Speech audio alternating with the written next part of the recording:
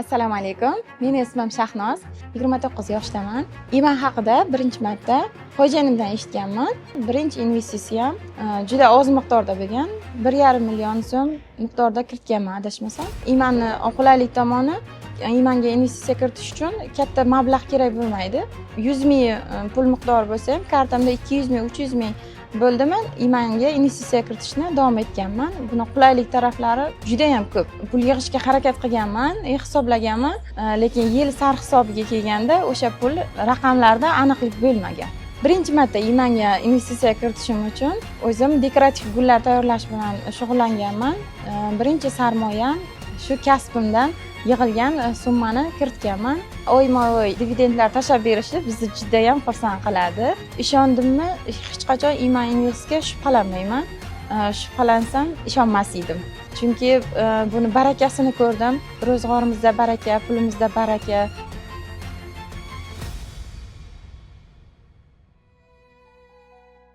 Assalomu alaykum. Meni ismim Shahnoz. 29 yoshdaman. Buxoro viloyatida tug'ilganman. Hozirda Toshkent shahrida yashayman. Kasbim hamshira. Hozirda Profi universiteti davolash fakulteti talabasiman. Inson o'z kasbidan tashqari moliyaviy erkinlikka va moliyaviy savodxonlikka intilishi kerak deb hisoblayman. IMAN haqida birinchi marta xo'jayinimdan eshitganman. So'rab olganman hammasini. Keyin mana shu IMAN haqida hamma ma'lumotlarni berganlar, muhimi halolligini tushuntirganlar. Xo'jayinim doim halollik tarafdori bo'lganliklari uchun men shubhasiz IMANga ishonganman.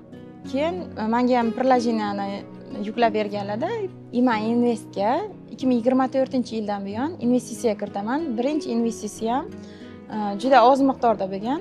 1,5 million so'm miqdorda kiritganman adashmasam. Keyinchalik IMANning qulaylik tomoni, IMANga investitsiya kiritish uchun katta mablag' kerak bo'lmaydi. 100 ming pul miqdori bo'lsa ham, kartamda 200 ming, 300 ming bo'ldimi, IMANga investitsiya kiritishni davom etganman. Buni qulaylik taraflari juda ham ko'p. Qanaqadir vaqt talab qilmaydi, masofa talab qilmaydi. IMANga investitsiya kiritish uchun faqat telefon orqali investitsiya kiritib, qulay, joy talab qilmaydi. Shu qulayligi menga yoqqan.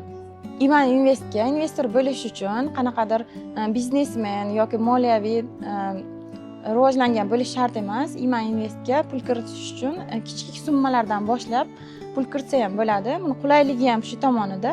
Aslida ayollar uchun ayol kishining qo'lidan juda ham ko'p pul o'tadi. Buni faqat IMAN Investga sarmoya kiritgandan keyin raqamlarda aniq va shaffof bilganman. Qancha pul jamg'ara olishligimga raqamlarda isbot qila oladigan darajaga kelganman. Oldinlari pul yig'ishga harakat qilganman, hisoblaganman, lekin yil sarhisobiga kelganda o'sha pul raqamlarda aniqlik bo'lmagan. IMANga investitsiya kiritganimdan keyin bemalol yillik rasxodlarimni, yillik xarajatlarimni hisoblab, to'g'ri moliyaviy erkinlikka erishish uchun pulni to'g'ri boshqarishni o'rganib, IMANga investitsiya kiritgandan keyin qancha pul jamg'ara olishligimga raqamlarda aniq namoyon bo'lgan. Birinchi marta IMANga investitsiya kiritishim uchun o'zim dekorativ gullar tayyorlash bilan shug'ullanganman. Birinchi sarmoyam shu kasbimdan yig'ilgan summani kiritganman. Keyinchalik ham shu gul sohasida ishlab, kichik summa bo'lsa ham, katta summa bo'lsa ham hammasini IMAN Investga kiritib, yillik daromadimni, yillik qancha pul jamg'arishimni o'zim raqamlarda ko'rganman.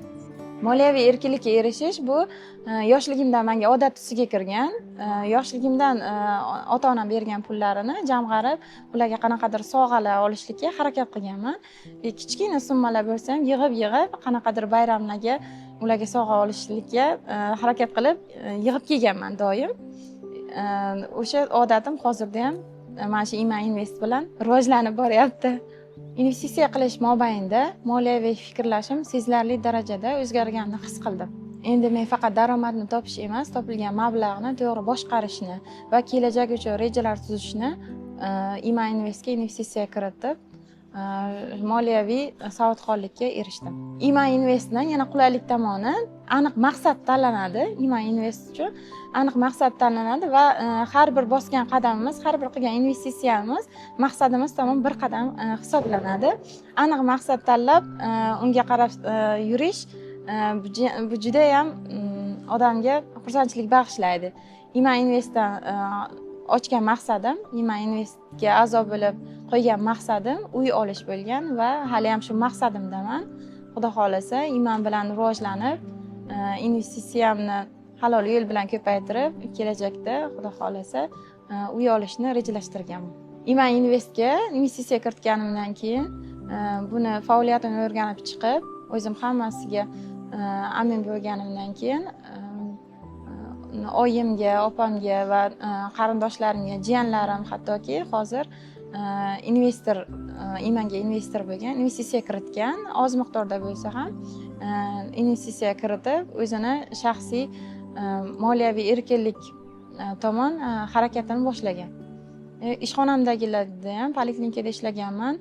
Ima Investni halollik darajasini ularga aytib, ularni ham investitsiya qilishga jalb qilganman va ular ham oz miqdorda bo'lsa ham summa kiritib, halol yo'l bilan pulini ko'paytirishni va jamg'arishni xohlovchilarga Iman platformasini telefoniga yuklab berib, ularni ham investitsiya qilishga sababchi bo'lgan.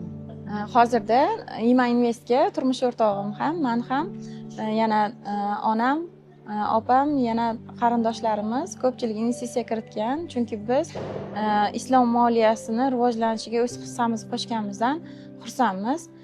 Halollik tarafdori bo'lganligi uchun hammamizga, bizni qadriyatlarimizga to'g'ri kelganligi uchun hammamiz ishonib, Ima Investga ishonib, pul kiritishda davom etamiz. Maqsadlarimiz ham bir-biriga o'xshash. Xudo xolasa, Iman bilan birga shu maqsadlarimizga erishamiz. Oilaviy investor biza desam ham adashmayman.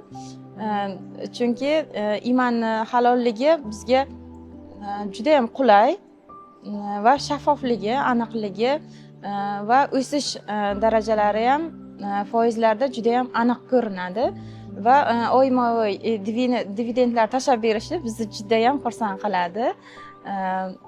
Va shu dividendni aniq foizlarda ko'rsatilishi ham bizga yanada pul kiritishimizga, pulimiz halol yo'lda ishlayotganligiga xursand bo'lib, yanada o'zimizga va Imanga bo'lgan ishonchni orttiradi. Ima Investni kelajakda rivojlanishiga ishonaman, chunki halollik bor joyda rivojlanish bo'ladi. Ima Investni konferensiyalarda doim taklif qilinaman. Bu uchun Ima xodimlariga rahmat. Konferensiyaga borganimga Rustam Rahmatovni bir so'zlari menga juda ham ta'sir qilgan. Ishondingmi, shubhalanma, shubhalansang ishonma degan jumlalari juda yoqqan edi. Ishondimmi, hech qachon Ima Investga shubhalanmayman. Shubhalansam ishonmas edim. Shu uchun shubhalanmasdan investitsiya kiritishda davom etaman. Chunki buni barakasini ko'rdim. Ro'zg'orimizda baraka, pulimizda baraka, halollik bor joyda baraka bo'ladi. Shuning uchun ayollarga, talabam, ayolmi, qanaqadir katta pul kerak deb o'ylamayman investor bo'lish uchun. Kichik summalardan boshlab, toma-toma ko'l bo'lur deganlaridek, kichik summalardan boshlab investitsiya kiritib, inson kelajakda moliyaviy erkinlikka erishishi mumkin.